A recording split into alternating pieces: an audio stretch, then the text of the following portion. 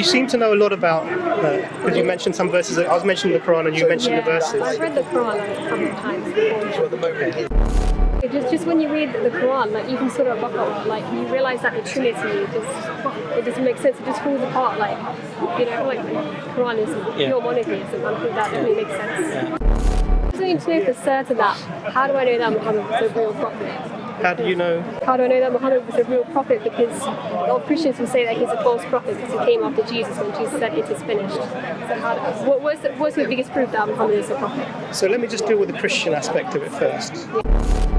Christianity is very simple. You just repent of your sins, you love Jesus by loving your neighbour, and it's a personal relationship with the Father God. So we've had this. So one of the things we discussed, maybe you can give your impression on this.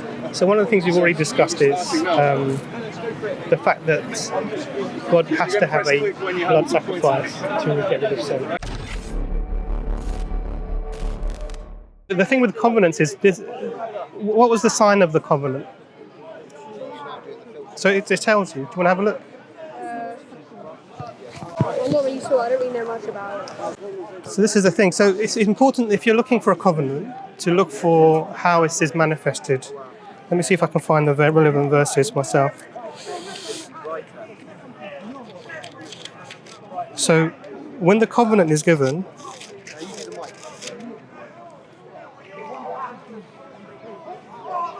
let me just see if I can find it.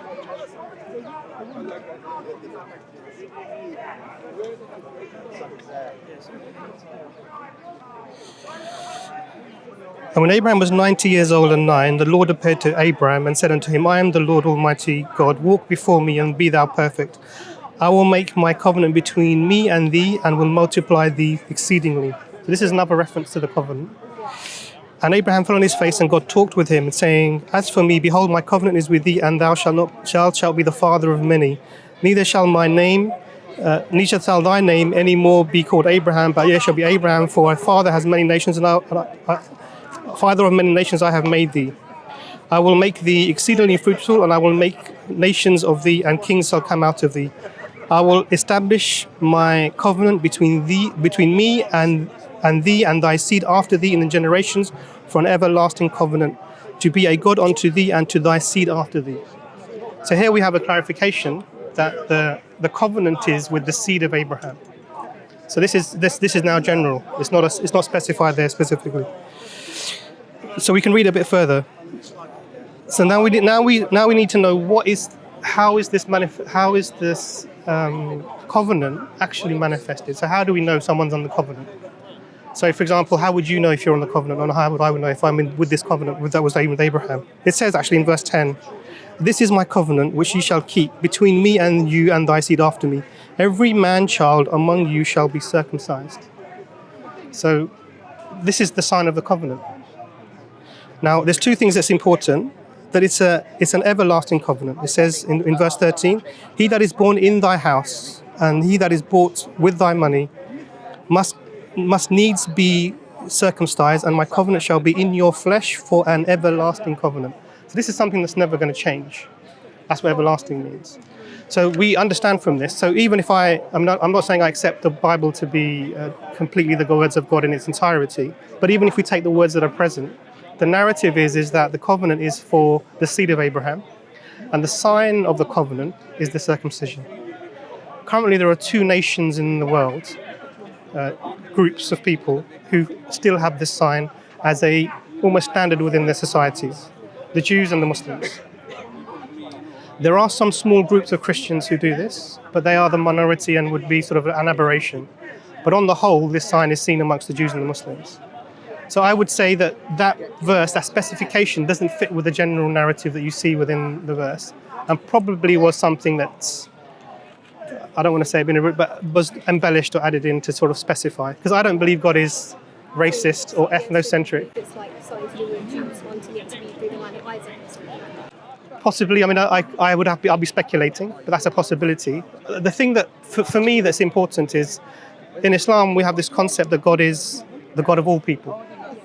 He's not ethnocentric, and the Jews are chosen only in the sense that they have had a messenger after messenger come to them, not because they are the only ones who would really receive a message. There's a verse in the Quran, Allah says that we do not punish a people until we send them a messenger. And also another verse that says, and we have sent to every nation a messenger. So the Africans got messengers, the Chinese got messengers, the Inuit got messengers, Europeans, all of the people that you can think of in the world got messengers. And that's only fair. Because imagine an African from 5,000 years ago is standing before God on the Day of Judgment, and he could simply say, you didn't send me any messengers. And that's not fair, is it? So the only fair thing to do is to give everyone a messenger. And we believe there were 124,000 messengers. Many of these messengers also had a text that they had. The Quran mentions 25 of them. And I think if you look overall, that's the right thing to do. Why would you specify a single line to receive your revelation through only? So would you say that everyone is descended through Abraham based on that? So we're not descended through Abraham, no. Sure, we're not, because obviously if you went to an African, they wouldn't be descended through Abraham. If you went to an Inuit, they wouldn't be descended through Abraham. But the sign of the covenant. So if you want to be part of the covenant, because it's not now it's not ethnocentric. Now it's not, your covenant isn't with you because of your race. It's with you because of a submission to the one who made us all. And the sign of that covenant is the circumcision. So if in your people the males are practicing this practice, then that's an indication that you are at least adhering to that aspect of the circumcision. So I hope that helps a little bit on that. You seem to know a lot about, because you mentioned some verses. I was mentioning the Quran and you mentioned the verses. I've read the Quran a couple of times before. What did you think? Yeah, it's good. I feel like it's very direct. It feels like God is kind of speaking to you rather than the Bible. It's just recounting historical events. And I just feel like, I don't know, just when you read the Quran, even Surah Baqarah, you realize that the Trinity, it doesn't make sense. It just falls apart. The Quran is pure monotheism. I think that definitely makes sense. So to be honest, I don't really have a religion, but I'm just a truth seeker, because I don't really know. Do you think you found it? I don't know, to be honest. What would be your criteria for working it out? So you believe in God? Yeah. You believe do you think someone like Abraham received revelation? Yeah. Do you believe that there were other messengers that were given to other people? What's the most important part of the message, do you think? Believe in one God, I guess. Worship one God alone without partners. We believe this is what all the messengers said. The Prophet Muhammad said this as well, that worship God alone without partners. So it seems like the things that you're thinking of that would fit the criteria of this is the truth, Islam seems to be hitting all of those. What's stopping you, sister? What's the thing that you're thinking about? What's making you doubt? I think it's the thing the crucifixion of Jesus. Obviously there's a lot of historical evidence to support that, but the Quran just flat out denies the crucifixion of Jesus. So what do you think are the evidences to support that? Well, I guess just people in the past kind of even debating the events, and eyewitnesses say that Jesus was crucified, hundreds of people, they saw him after he disappeared from the earth, he came back to them. So who do you think were the eyewitnesses? I'm not really sure, but just the people at that time. So let me show you something in the Bible.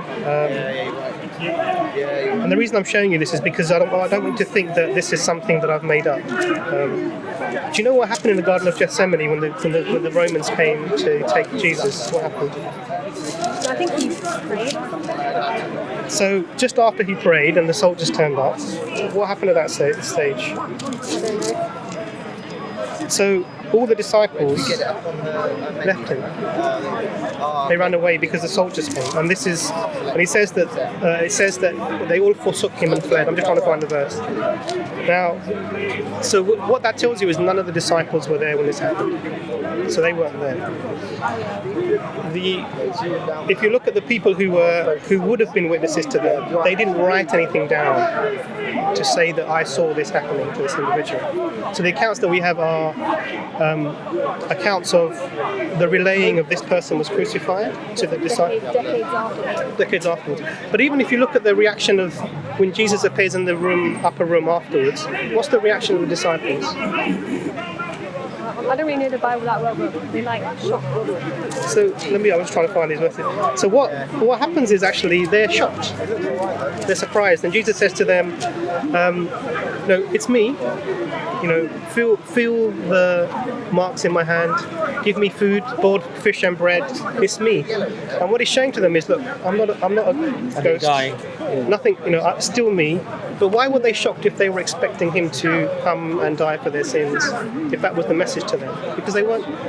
It seems like they didn't know about this. Yeah, I guess so. And then, if no one saw Jesus die, but there is a story, there is an understanding, the disciples thought that Jesus died on the cross because the soldiers took him, and then we heard he died and was buried. But you know how in the Quran it says that Allah made it appear to them? What does that mean? Because a lot of people read that and they think it's like deception. Yeah. A lot of Christian missionaries will say, oh my gosh, he's deceiving the Christians, and now it's his fault that the Christians go to hell because he deceived them. So how would you... So it doesn't actually say he made it appear so. It just says that it appeared so unto them. So Surah 4 verse 157. What this whole passage is about is God is listing the things that the Jews got wrong about things. And it's listing them that they did this wrong and they did this wrong. And then when it comes to Jesus, it says they boasted. Let me just find that for you. It says they boasted that that they killed the Messiah, son of Mary. Let me just find the verse. I'm reading it to you right. Because I think it's important so that we agree that this is what's being said. So if we look at chapter 4, 157, it says. So let me start that passage. So it starts at 155. They were condemned for breaking their covenant, rejecting God's signs, killing the prophets unjustly, and for saying our hearts are unreceptive. It is God who has sealed their hearts for their disbelief, so they do not believe except for a few, and for their denial and outrageous accusations against Mary. So all these things that they're doing wrong. And then it says, that's right, that's what they were accusing her of. And for boasting, we killed Messiah, Jesus, son of Mary, the messenger of God. But they neither killed him nor crucified him. It was made to appear so. Now, in the Arabic, this is like a passive thing. Like, this is what it looked like. So the question is, how can it be made to appear so? What does that mean? So one thing is, they thought it happened, but it didn't happen because all the disciples had fled. And then they wrote about it. And so it became like a public knowledge that wasn't true. So like a rumor that got spread. For me, the biggest thing with the crucifixion, so does that make that sense? So it's not like God was deceiving the people. So for example, a Hindu could come and say, look, we have all these stories of our gods. Why didn't God come and tell us that these are not true? God deceived us. Or, you know, the Jew could say, you know, in our book it says that the Messiah cannot be killed, so he died on the cross. So if he was meant to be killed, then God deceived us. Or we don't believe in the Trinity, but God is a Trinity. God never told us, so he deceived us. So this sort of deception argument can work for anything. Yeah. So my question to you is, do you believe that God can forgive sin? God can forgive sin? Yeah. Or does God need to be paid? Or does God need to be paid? God can just forgive sin. Sure. So the Christian narrative is only through the shedding of blood can there be forgiveness of sins. This is in Hebrew. Yeah. For me, this takes away God's ability to forgive sin. If God can forgive someone, you're forgiven. It's done. If God says I need to be paid, then that's not a forgiveness, that's a transaction. God's being paid. So if a boss owes me money and he says, Imran, I forgive you, then you don't have to pay him, I don't have to pay him. If a boss says, no, I need my money back, no matter what, otherwise I can't forget this. And you say, look, I know Imran, I've known him for 5 minutes, let me give you his £5, it's done. He's happy, he's no longer remembering what I've done because you've paid him. That's not a forgiveness.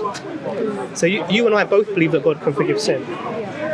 So if you and I both believe God can forgive sin, then the crucifixion itself, it doesn't have a function. It's like God holds a grudge, like Absolutely. And you forgive it until blood is shed. And even some Jews nowadays, they still have to slaughter animals so they can get forgiven. Some sort of festival they do. Yeah. Well, it just doesn't really make sense. So you're already Muslim without accepting Islam. Really, I mean, your views, and I'm not saying this, but your views on forgiveness, on things making sense, are actually very much into. And the fact that you said you've read the Quran twice now, right? Yeah, twice. is there anything that you don't agree with the Quran that you've read stands out that you want clarification upon? Oh, I just want to ask one more question about the crucifixion. So, you know, St. Paul, like he went all across the southern Europe and he spread this message, basically a lie. Like, why did Allah allow him to do that? And why did Christianity spread so widely in the world if it's a lie? If it's a false religion, why is it spread so much? That's the same question as the deception question. Yeah. Why is there so many Hindus in the world? Why are there so many? There will be people who will corrupt the message of the messengers. There will be people like this, and people are what you and me are required to do is to do our research and to come to a understanding of what the truth is and accept it. God is not unjust. So if there is someone who never heard the truth, they will not be judged as if they had heard the truth. And this is justice. This is fairness. So we don't. Even though these things happen, ultimately there will be no injustice towards anyone. And this world is a test. We're being tested to see which of us is going to have faith, which of us is going to do the right deeds. So there is no. So this is really the nutshell of it. To have choice, we have to give people the ability to choose the wrong thing as well as choose the right thing. And this is what you're seeing as a manifestation of that. People are choosing the wrong thing. Some are doing it without knowing. But some are actively, they know this is not true and they're sort of promoting it. I think it's quite an emotional religion. Like, a lot of people just think, oh, Jesus died for my sins, it's so nice. But to be honest, just because it sounds nice doesn't mean that it's true. 100%. Sister, I think you are a Muslim. I just need to know for certain that, how do I know that Muhammad was a real prophet? How do you know? How do I know that Muhammad was a real prophet? Because a lot of Christians will say that he's a false prophet because he came after Jesus when Jesus said it is finished. So what's the biggest proof that Muhammad is a prophet? So let me just deal with the Christian aspect of it first. Yeah. So according to now I'm not saying I believe in all the words of the Bible are divine, but in the narrative, Jesus says, there are many things I must say unto you now, that you cannot bear them.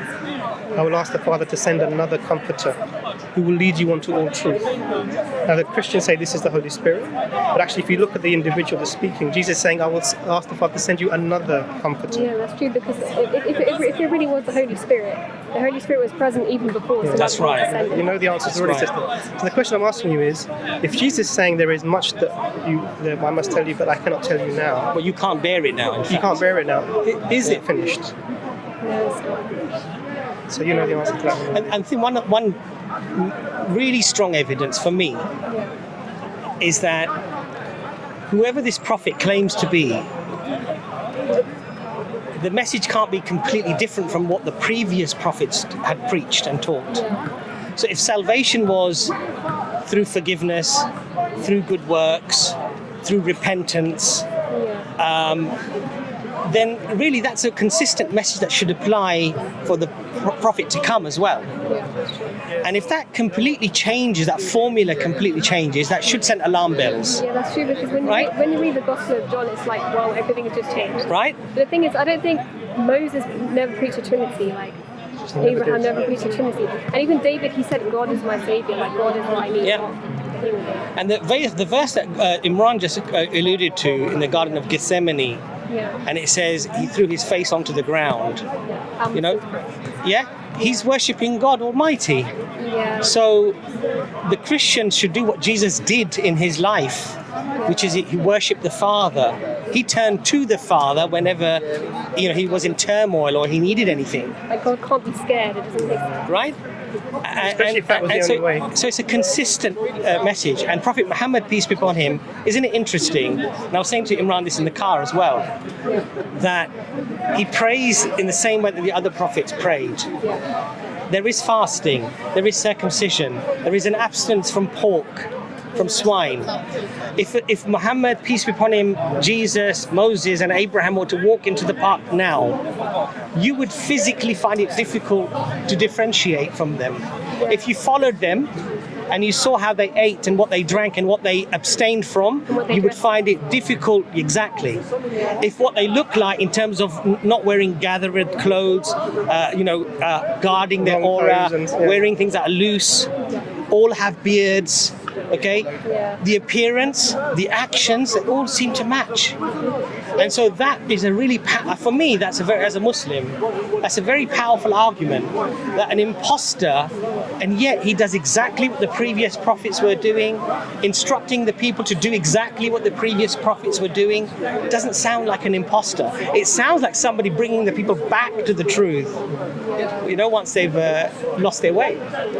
Yeah? And just to further emphasize, just look what the Prophet peace be upon him did. He took a people who were worshipping idols, worshipping many gods. They're marrying as many women as they wanted to marry without limit. They were sacrificing their daughters to the god or burying their daughters alive. He took these people that were doing the devil's work. Everything the devil would want them to do, they're already doing it. The worst thing that the devil would do, because an imposter would be someone who comes from the devil. The worst thing that the devil could do is take these people away from what they were doing. Yeah. What did the Prophet peace be upon him do? He came, worship one God alone without partners, the God of Abraham, the unseen God. Got rid of the idols. Stop.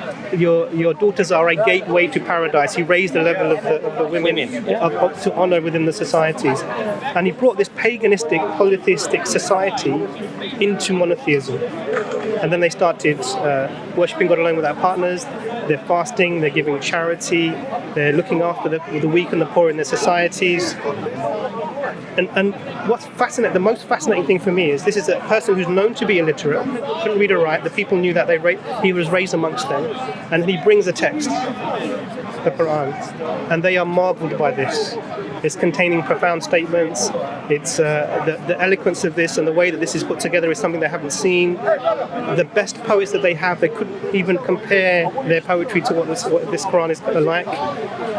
All these are very clear signs that this is the prophet. And let's give one example. Imagine you're a fake. Let's imagine someone's a fake prophet. They have a son, and their son dies at a young age.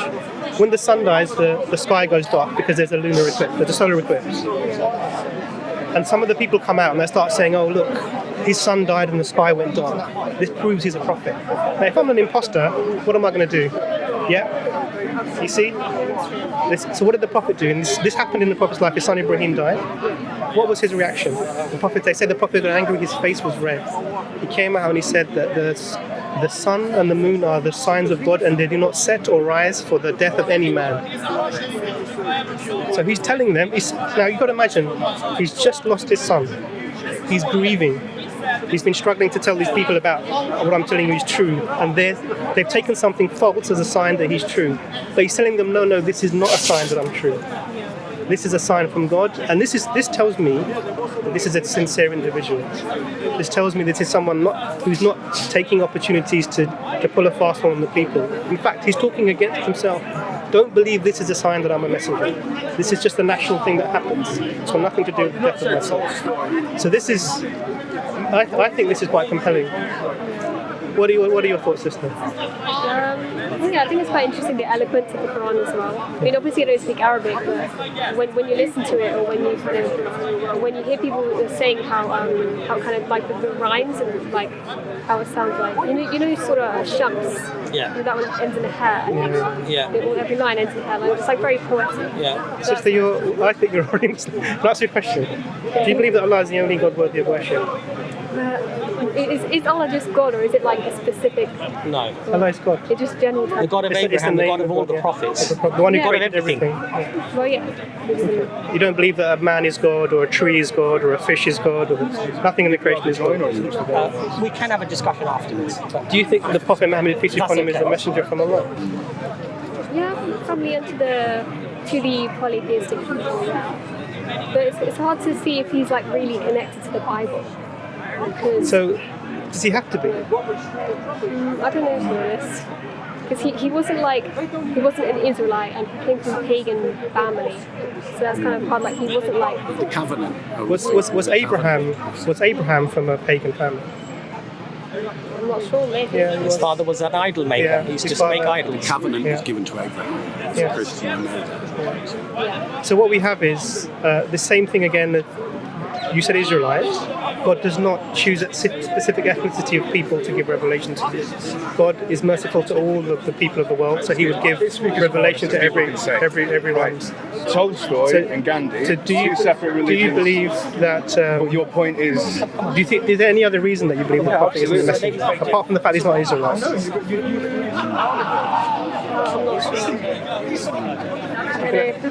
I'm not sure. You're allowed not to know.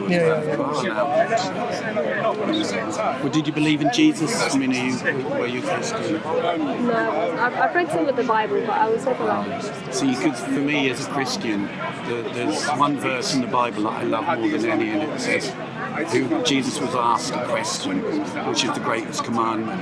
And Jesus responded, to love the Lord your God with all your heart, your soul and your mind. And the second is like it, to love your neighbour as yourself.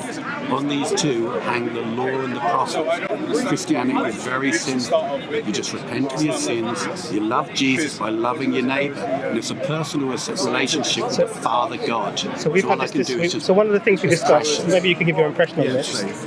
So one of the things we've already discussed is the fact that God has to have a blood sacrifice to get rid of sin. According to Judaism. No. You require the death of Jesus on the cross. Jesus gave his life voluntarily. So I'm not talking about the giving. What I'm talking about is that transaction. Yeah. Can God forgive sin without Jesus dying on the cross? I literally told my family, like they said they'd be so embarrassed and cringe of me if I was Muslim. And they said if I was Christian, they wouldn't care. If I was Muslim, they'd be really embarrassed of me. Really? And I feel like even my dad, he was telling his friends about it, and one of his friends was like, "Oh my gosh, she shouldn't do that. She shouldn't be a Muslim." Again, you're sort of avoiding. Let me ask you ask the question again, I'll try. Without Jesus dying on the cross for your sins, Yes. can your sins be forgiven? Can my sins, my personal sins, be forgiven? Yes, they can. Without Jesus dying on the cross? Yes. So the Jesus dying on the cross has nothing to do with as an individual Christian, your sin. Islam is outside of the foundations of the two books that came before. Because if the Jews have as their eschatological theology the fall of man from Eden, the apple, which we accept, then Islam is out of step and can't be considered to be one of the books that came before, which I would find if I was going to be a Muslim. So let's do the comparison. This is really great. So let's do a comparison.